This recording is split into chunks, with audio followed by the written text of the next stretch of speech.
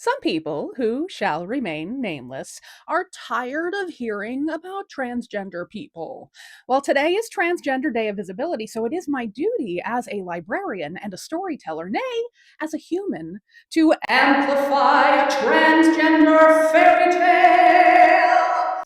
And it turns out that gender nonconforming people have been the subject of fairy tales and mythology and legends for hundreds of years. Kind of wild that we're still debating their right to exist. Here's a real fun Persian folktale about a princess and a Jinn who changed genders. Once long ago, there was a king who had a harem full of sterile ladies. My sympathies to the lot of them who probably put up with a lot of bullshit from their powerful husband.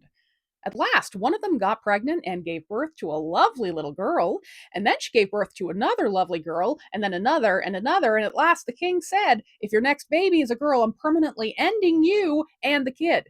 Because just like transgender people have existed for hundreds of years, horrible, horrible men have ruled many a nation for hundreds of years, and still do.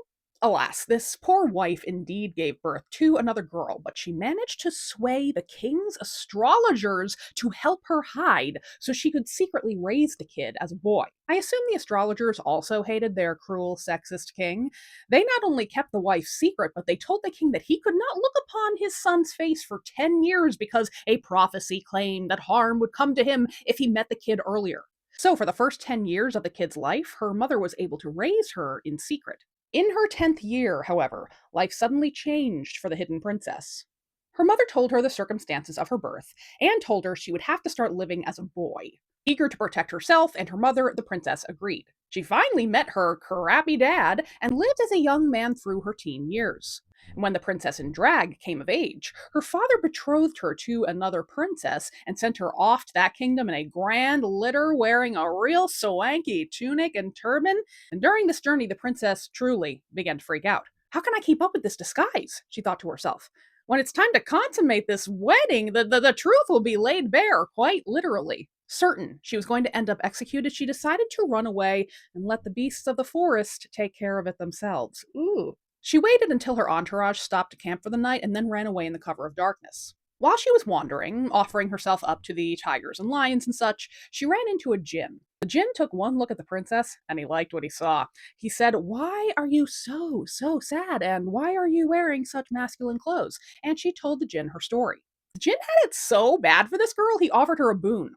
"How about you and I swap sexes for a bit, just until you're married and secure an heir for your soon-to-be wife? At that point, we can swap back and figure out the next move." The princess agreed, and voila, she was now a prince, and the Jinn was now a pretty, pretty lady. Do you love your partner that much? Do you love your partner enough to Freaky Friday them? The transformed prince, or the trans prince, if you will, showed up on his fiance's doorstep, and the two were married and eventually had a son. And shortly after his son's birth, the trans prince decided to visit his father.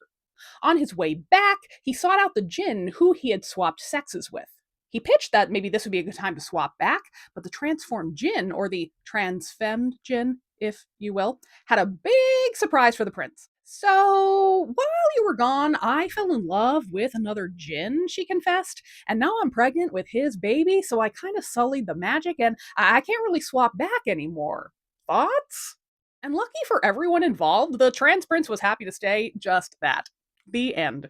This story is dedicated to my trans followers and friends. If the rest of y'all are trying to be a better ally to the trans community, a community that has truly been thrown under 500 fucking buses by our current administration, please seek out local mutual aid organizations in your area. My home state has a mutual aid organization specifically there to assist trans and queer folks. And if the smallest state in the union can do it, I'm pretty sure there are people doing the work for you as well. Make a donation. Hell, if you can, make it a monthly one.